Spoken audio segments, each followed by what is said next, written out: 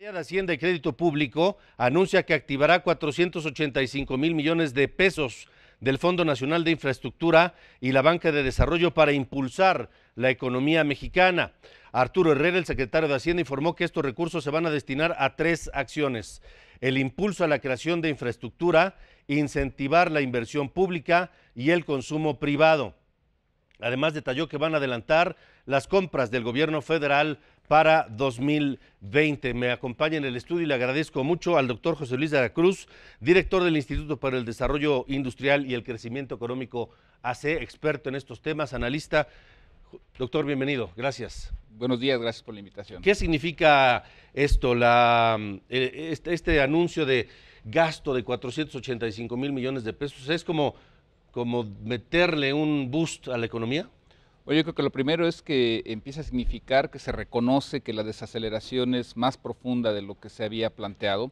Son 500,000 millones de pesos, es decir, básicamente 10% del gasto programable que se va a intentar llevar a infraestructura por un lado y por otro al consumo privado. Y esto lo que nos está dejando muy en claro es de que la desaceleración que se vio en mayo prendió los focos, me parece, ya rojos en la administración pública, y la Secretaría de Hacienda, en compañía de la Secretaría de Comunicaciones, pues tiene que salir a plantear que en el transcurso de este segundo semestre del año, pero ya también para el año próximo, debe de implementar un programa de reactivación. ¿Qué tanto va a funcionar esta inyección de 485,000? Porque dicen, vamos a adelantar licitaciones de 2020 para que las empresas empiecen a comprar insumos y a contratar personal, pero entonces el año que entra esas licitaciones no se van a hacer, porque se adelantarán. Bueno, yo creo que lo que está planteando en principio es una señal a la economía de decir, el gobierno de México está preocupado por lo que ocurre en la economía. Segundo, evidentemente que habrá que observar con más cuidado cuáles son los proyectos que están buscando implementar. Muchos de ellos me parecen de pequeña dimensión, muy localizados en ciertas regiones que probablemente van a ser positivos, pero el impacto que tengan en la economía en general va a depender de varias cosas. Por ejemplo, ¿cuánto de eso va a ser insumo nacional? Es decir, si se va a ir a importaciones, el impacto se diluye. Entonces, me parece que todavía tendrá que anunciarse con mucho mayor cuidado cómo van a garantizar que eso tenga los mayores efectos multiplicadores.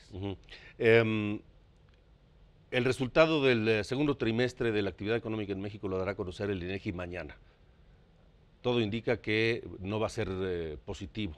¿Qué escenario estamos enfrentando?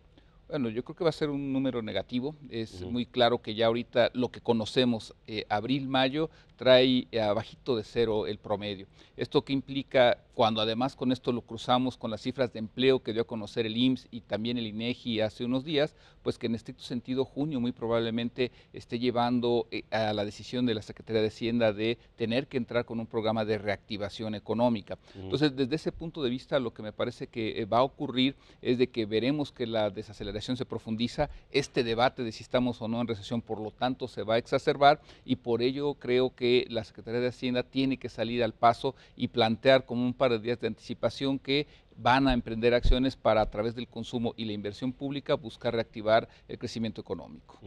Ahora, ¿qué está ocurriendo en el escenario? Porque la economía de Estados Unidos, a pesar de que ha estado bien, de que está en una condición sana, se prevé que se va a desacelerar, pero México está estancada la economía. Es un escenario inédito.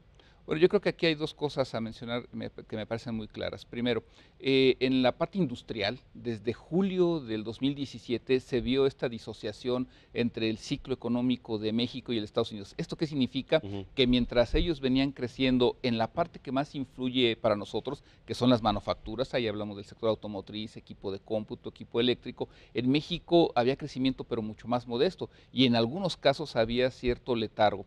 ¿Esto por qué? Las políticas proteccionistas del presidente Trump, las presiones sobre la economía mexicana, y en este momento, por lo tanto, México no pudo disfrutar los beneficios de ese crecimiento, y eso es parte de lo que creo están planteando ya en el gobierno federal, porque en estos momentos la desaceleración industrial de Estados Unidos ya se empieza a observar y evidentemente puede afectar a nuestro país. Ahora, doctor, este dinero, ¿de dónde va a salir? 485,000 millones de pesos. Bueno, es decir, ¿ya estaba en el presupuestado? Bueno, yo creo que aquí hay que plantear otro elemento.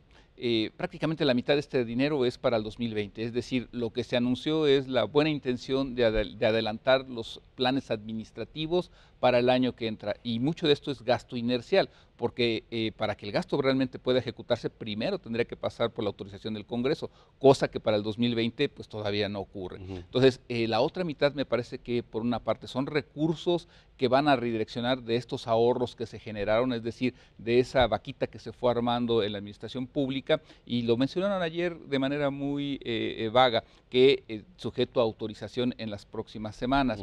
Y en este sentido me parece que esos recursos que se ahorraron se van a buscar aplicar a estos proyectos que ya estaban, pero que estaban de alguna forma pues por ahí inactivados.